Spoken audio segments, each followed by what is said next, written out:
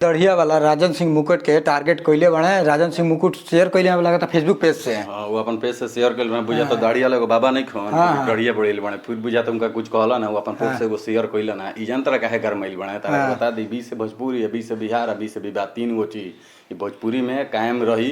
काहे कैसन कामे करता लोग कहले बने जनता का उ उनकरा के फेर गाड़ी दिले बने। अपन पोस्ट से शेयर कइले रहन, कानूनी कार्रवाई लेले बने। तो पूरा पिनपिनाइल बने।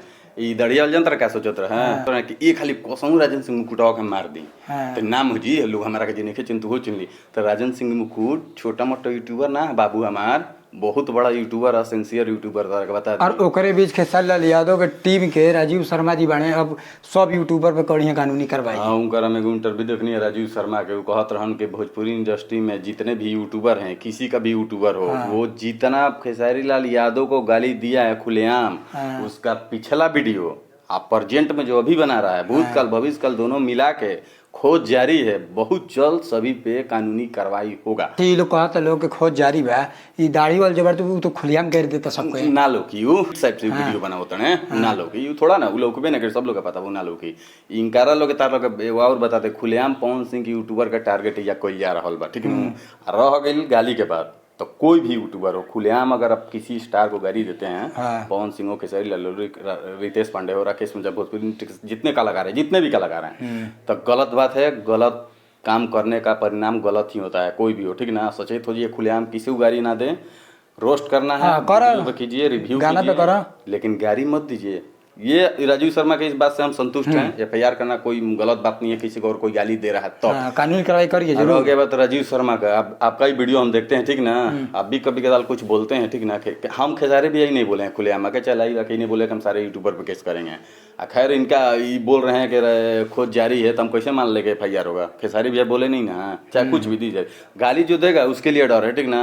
बाकी लोग क्या, बाकी लोग तो भोजपुरी इंडस्ट्री में भोजपुरी क्या बॉलीवुड साउथ जितना सिनेमा है सब लोग रोस्ट करता है। रोस्ट कीजिए, जितने यूट्यूबर हैं रोस्ट कीजिए, रोस्ट से मना नहीं। भोजपुरी अब आगे कभी ना बढ़ी। भोजपुरी नीचे जाता है, एक दिन से खत्म होता है, एक दिन से चालू हो जाता है। ठीक नु एजा जनता का हम तार लोग साफ सीधा मुद्दा बता देते नहीं क्या बात। एजा सोचता लोग कसहूं पवन सिंह के यूट्यूबर के मार दी, चारों दिन हमार नाम जैसे महेश बाबा का भइल। हाँ, कसहूं हम मार दी, ठीक नु। तो मार देला कोई गाजरा के काम ना है हम, ठीक ना कर। अगर गलत वीडियो बनावता गाली दे रहा है तो वैसे क्या मार दी। गाली जो दे रहा है खुलेआम किसी को उसको, बाकी मान लीजिए जो रोस्ट करा उसका क्या कर लीजिए, कुछ नहीं कर पाइएगा। जो गाली दे रहा है सभी यूट्यूबर को बोलते रहे खुलेआम किसी को गाली ना दे। स्टार का है, भोजपुरी स्टार का, मतलब कोई भी हो, आपसे सीनियर जो उसका फैमिली मैटर में इन्वॉल्व ना हो मत होगा लोग। सही बात है, गलत काम का परिणाम गलत होता है। अरे राजन सिंह मुकुट और दाढ़ी वाला बाबा के लेके तो राजन सिंह मुकुट कार्रवाई कर दिले बड़े मोतिहारी पुलिस से। दाढ़ी वाला बाबा बने न खुलेआम गाड़ी देते रहो तो कोनो को लौकत थोड़ी रहे, गाड़ी थोड़े देते रहो तो प्रवचन देते रहो। तो लोग पवन सिंह की यूट्यूबर काल मंडरा था, वो काल जो हिया गिर जाए लोग पर। ऐसे खुलेआम मत कह, ठीक न। जे गाड़ी देता वो करा के ना करे चाहिए। वीडियो पर मतलब रोस्ट करो ना, रिव्यू मतलब वो रिव्यू करो वीडियो के, कोई बात नहीं। तू खुलेआम परिवार के गाड़ी देबो तो कोई मान लो कि बरियार नहीं के चाहे शरीर से शरीर से लड़ल तो ठीक है एफआईआर करिए में कौन गलत बात बा। आ ठीक बा, कोई डेरा जाता, कोई के गाड़ी देता, वो जाके पुलिस प्रशासन से कंप्लेन करता, एफआईआर करता, तो तू सोचत रह कि हम डेरा गई नहीं है। बरियार ना होला, कानूनी कार्रवाई है।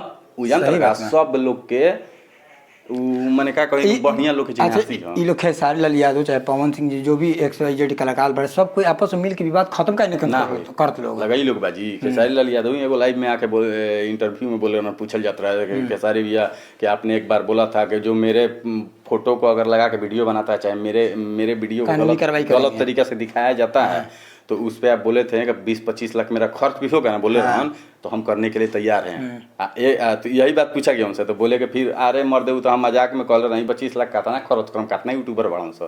तो ऐसे ध्यान, ठीक न, हालांकि सही बात कह रहन, गाड़ी खाली मत देव, गाड़ी देव गाड़ी। अगर ऐसा बात बता दोनों आदमी बैठ के अपन विवाद के खत्म कर लोग ना हो लगा ले बाबा जी, ना हो विवाद खत्म कबो ना हो। ये लोग खत्म कर दूँ, तिनकर साथे रहे खत्म ना करी लोग।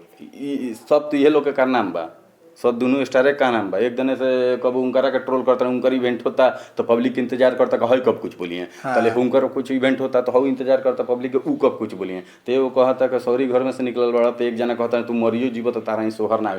जब तू लोग के आपस में भेद बा तो लंका ढोइयन से भाई बताओ। ये हाल रह गई भोजपुरी इंडस्ट्री में। बाकी अपन राय कमेंट सेक्शन में दिया लोग। मिलते हैं नेक्स्ट वीडियो में।